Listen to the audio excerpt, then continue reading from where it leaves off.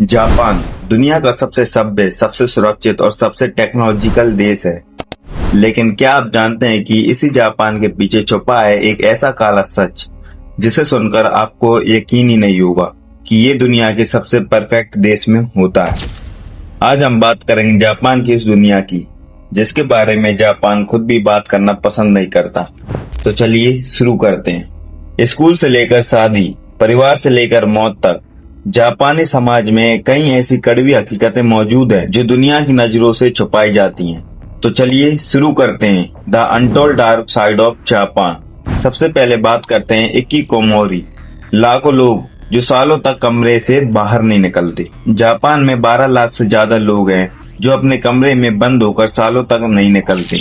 No school, no job, no friends, सिर्फ एक कमरे में कैद जिंदगी। कई केस ऐसे हैं जहां बच्चे 10 से 15 साल तक पेरेंट्स के साथ रहते हुए भी उनसे बात नहीं करते। इंडिया में ये सुनकर लोग शॉक रह जाते हैं क्योंकि जापान में फैमिली बॉन्डिंग ऑलमोस्ट टूट चुकी है। लेकिन इसका रीजन क्या है? इसका रीजन है काम का प्रेशर, सोशल शेम और एक्सट्रीम परफेक्शन कल्चर। दूसरा है जापान का ब्लैक कंपनीज कल्चर, जहां लोग मर जाते हैं काम करते करते। जापान में एक टर्म है करोसी, जिसका मतलब है दैट ड्यू टू ओवरवर्क, ज्यादा काम करने से मौत। कई लोग 100 से 150 घंटे ओवर टाइम करते हैं, घर सिर्फ सोने जाते हैं, परिवार से बातें महीनों तक नहीं होती। हर साल हजारों लोग डिप्रेशन और बर्नआउट के कारण मरते हैं। इंडिया में लोग सोचते हैं कि जापान वर्क कल्चर परफेक्ट है, पर सच है कि वहाँ का वर्क कल्चर दुनिया का सबसे खतरनाक है। तीसरा, जापान की जनसंख्या खतरनाक गति से घट रही है। वहाँ की बर्थ रेट इतनी कम हो चुकी है कि पूरा देश चाइल्डलेस फ्यूचर की तरफ बढ़ रहा है। 2023 में वहाँ पैदा हुए बच्चे 150 साल में सबसे कम। रीजन, डेटिंग कल्चर ऑलमोस्ट खत्म है, लोग शादी नहीं कर रहे। करियर पोजीशन इतना है कि बच्चा पालना लग्जरी बन चुका है। और असली बात, जापान में बेबी केयरिंग को भी लेकर लोगों को डिस्टरबेंस लगता है, इसलिए कई कपल्स बच्चा ही नहीं करते। चौथा, जापान का सबसे बड़ा काला सच, रेंटल फैमिलीज। हाँ, जापान में लोग परिवार किराए पर लेते हैं।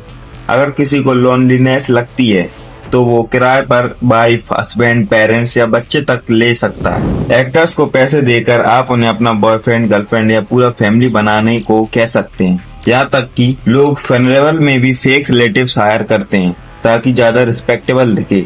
इंडिया जैसी परिवार केंद्रित समाज के लिए ये बात अनबिलीवेबल है। पांचवा है एंजो कोसाई, जिसका मतलब है स्कूल की लड़कियों और सुगर डैडीज का डार्क ट्रेंड। ये जापान में एक ऐसा कल्चर है जहाँ स्कूल गोइंग लड़कियां पैसे के बदले मिडिल एज पुरुष के साथ डेट पर जाती हैं। ये इलीगल नहीं है। इससे जुड़ी कई शॉकिंग घटनाएं जापान हमेशा दबा कर रखता है। पेरेंट्स भी इस विषय पर बात नहीं करते क्योंकि वहाँ शर्म का कल्चर इतना ज्यादा है। छठवा है सुसाइड फॉरेस्ट, ओकिगारा का डरावना सच। जापान का एक जंगल है जिसका नाम ओकिगारा है, जिसे दुनिया में सुसाइड फॉरेस्ट कहा जाता है। यहाँ हर साल लोग अपनी जिंदगी खत्म करने आते हैं। सरकार को यहाँ लगातार सर्च ऑपरेशन करने पड़ते हैं। यहाँ इतना डर और सन्नाटा होता है कि कुछ जगहों पर नेटवर्क भी नहीं चलता। जापान अपने सुसाइड रेट को दुनिया से छुपाता है, लेकिन सच में वहाँ एशिया का सबसे ऊंचा सुसाइड रेट है। सातवां है जापान में शादी और रिश्तों का सच, सेक्सुअल डिस्टेंस देश। अब बात करते हैं उस चीज की जो भारतीयों को सबसे ज्यादा शॉक करेगी। जापान में 50% से ज्यादा लोग शादी नहीं करना चाहते। 40% से ज्यादा कपल सालों तक फिजिकल रिलेशन नहीं बनाते। 20% लोग 30 की उम्र के बाद भी वर्जिन रहते हैं बाय चॉइस। जापान में शादी को बोझ माना जाता है, इसीलिए लोग अकेला रहना और रोबोटिक लाइफ पसंद करते हैं। आठवां है साइलेंट ट्रेन कल्चर, जहाँ लोग एक दूसरे से बात भी नहीं करते। जापान के ट्रेन्स में आपको पिन ड्रॉप साइलेंस मिलेगा। कोई बात नहीं करता, कोई आई कांटेक्ट नहीं, कोई हेल्प नहीं।